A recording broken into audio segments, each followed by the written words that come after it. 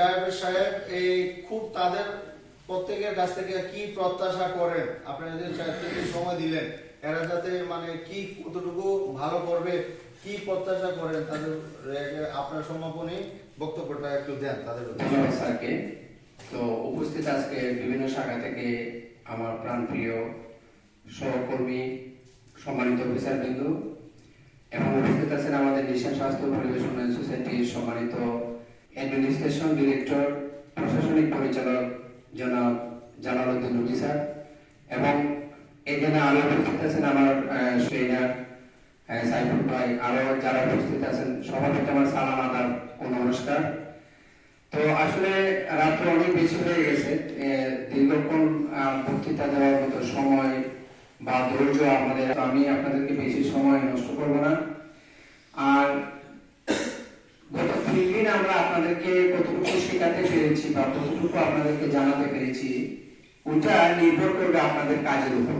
আগামী শনিবার থেকে যখন আপনারা ফিল্ড পর্যায়ে যখন কাজ শুরু করবেন, ওই কাজের মাধ্যমে আসলে আপনারা প্রয়োগ করতে পারবেন, আপনারা প্রমাণ করতে পারবেন যে আমরা আপনাদেরকে কতটুকু শেখাতে পেরেছি। তো বেসিক্যালি আমরা আশাবাদী, আমরা আশা করবো যে গত 3 দিন আমরা যা কিছু শিখাইছি আপনাদেরকে, যা কিছু বলেছি বা যা কিছু শিখাইতে আমরা চেষ্টা করেছি, আপনারা অবশ্যই সেটা কাজের মাধ্যমে প্রয়োগ করবেন এবং নিজের সেখান থেকে উপকৃত হবেন, পাশাপাশি সংস্থাকেও এখান থেকে উপকৃত করার চেষ্টাটুকু আপনারা করবেন, সেই আশা কামনা ব্যক্ত করছি। আর আরেকটা কথা বলি যে আমরা এখানে আজকে যে 20 জন আসছি, 20 জনের মধ্যে কিন্তু আমি আশা করবো যে অন্তত আগামী ট্রেনিং এ আসার আগে আপনারা একটা উদ্যোগ গ্রহণ করবেন যে তোরা যে যাই বলিস ভাই, আমার নিশানে ম্যানেজার হওয়া চাই। এখান থেকে যদি আপনারা এই উদ্যোগটুকু যদি আপনারা গ্রহণ করতে পারেন, আমি আশাবাদী অন্তত আগামী ট্রেনিং এ আপনারা এখানে অফিসার হিসেবে আপনাকে আসতে হবে না, অন্তত আগামী ট্রেনিং এ আপনার ডাক পড়বে অন্তত ম্যানেজার হিসেবে এই ট্রেনিং এ আসার জন্য। সেই স্বপ্নটা আপনার ভিতরে লালন করতে হবে, আর সেই স্বপ্নের পথে আপনাকে হাঁটতে হবে।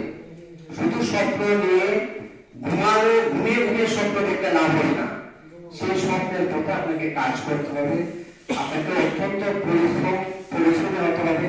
পরিশ্রম ছাড়া কখনো সফলতার আশা করা যায় না। তো অর্থাৎ আমি সংক্ষিপ্তভাবে আমি শেষ করার চেষ্টা করব। তো আপনারা আগামী দিনগুলোতে অনেক ভালো কাজ করবেন, আপনারা কাজের মাধ্যমে নিজেকে ফুটিয়ে তুলবেন, সেই কামনা ব্যক্ত করছি, সেই আশা ব্যক্ত করে আমি আজকের মতো এই পর্যন্ত বিদায় নিচ্ছি। ভালো থাকুন, সুস্থ থাকুন, দেখা হবে পরবর্তী কোনো ট্রেনিং এ। সেই পর্যন্ত ভালো থাকুন, আল্লাহ হাফেজ। আসসালামু আলাইকুম।